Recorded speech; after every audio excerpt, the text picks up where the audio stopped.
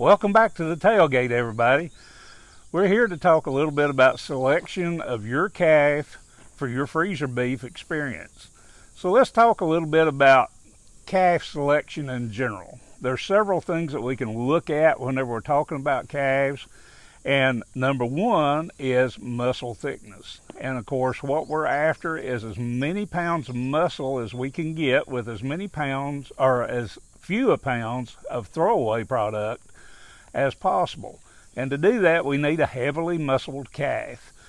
Now, there's a bunch of different scores from number 1, number 2, and number 3, from heavy muscled to lightly muscled. And I don't expect you to know the difference between a 1 and a 2 or a 2 and a 3. But find those calves that have good muscle expression, have heavily muscles, especially in the rear quarters of the animal. And whenever we talk about frame size, in the commercial business, we're always after that medium to maybe the low end of the large frame cattle. In the freezer beef, we're probably interested in those small frames that are discounted in the commercial business. So that gives you an advantage in the freezer beef already, because you can buy this calf a little bit smaller. And the reason that I'm telling you small frame may be where you want to go, for an average family, that calf that finishes at 1,000 pounds, 900 to 1,100 pounds, may be plenty of meat for a family of 4. And that usually is a year's supply of meat. So Sarah, why don't we talk a little bit about how we find that small frame to that medium frame, but we kind of stay away from those large frames that's going to hang a huge carcass.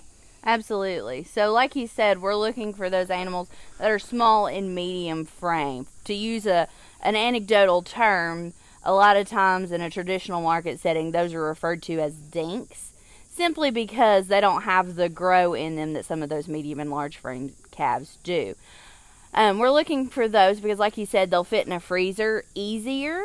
They're also going to feed much more efficiently. They're going to get to our target end weight and finish quality much quicker than some of our larger framed calves.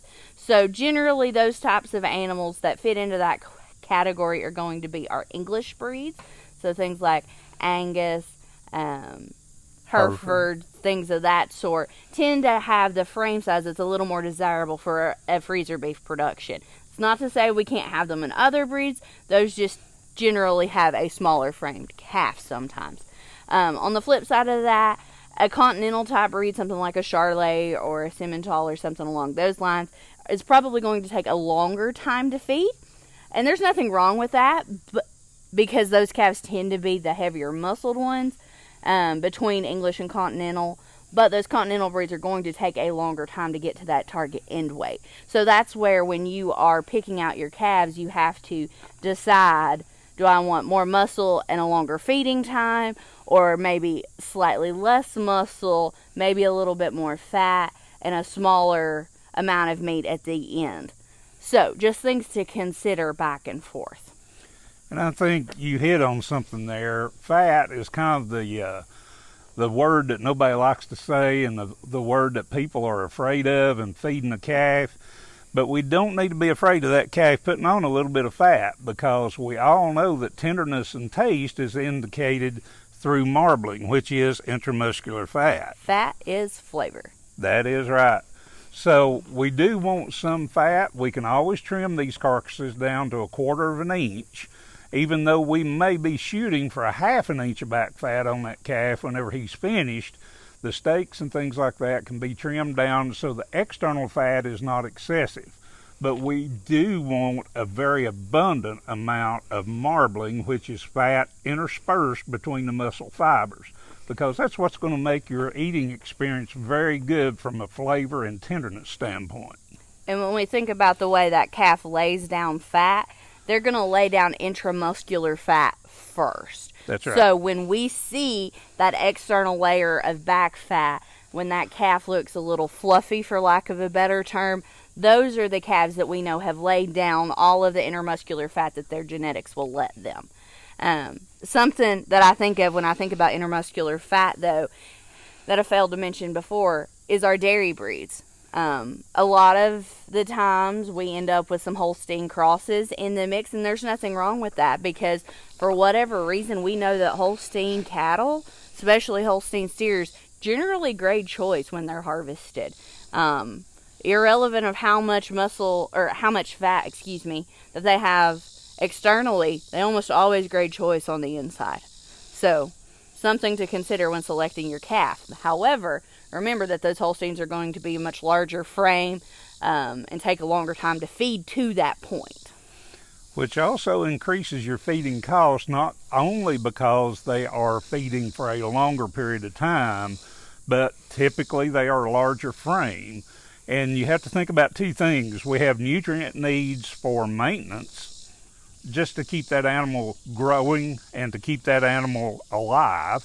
Mm-hmm. And then we have nutrition that is required for them to lay down that fat, put in that intermuscular fat, and actually become finished. So the bigger the motor, if you will, the bigger the frame, the more it's going to cost you to feed that calf. Not only because he feeds longer, but because it takes more for maintenance. So keep that in mind as well. Also keep in mind that you may have one freezer, and that one freezer may not be big enough. Mm-hmm. If you get a really large frame calf, and most of your dairy crosses, with the exception of Jersey crosses, will end up being larger framed. So just to kind of summarize, when we're thinking about selecting that calf for our freezer, we're after a small to medium framed calf for most families. We're after a calf with an abundant degree of muscling, and we're after a calf that has the ability to lay down some intermuscular fat. Is there anything you would add?